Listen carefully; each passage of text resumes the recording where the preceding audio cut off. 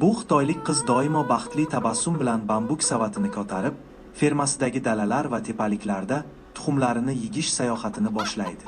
Bu xo'jalikda tovuqlar sanoat fermalaridagiga qaraganda yuqori sifatli tuxum berishi uchun erkin yuradi.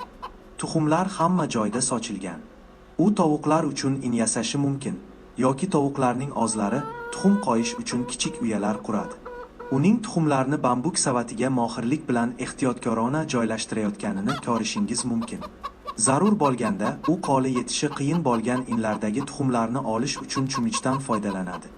Butun maydonning tuxumlar bilan qoplanganligi hayratlanarli. Meni tashvishga soladigan narsa shuki, u ko'zdan yashirin joylardagi ba'zi tuxumlarni payqamay qolishi mumkin. Ammo o'sha tuxumlardan tabiiy muhitda jo'jalar dunyoga keladi. Bu yerda ajoyib manzara namoyon bo'ladi va men bu ishni o'zim sinab ko'rishni juda xohlayman. Sizchi?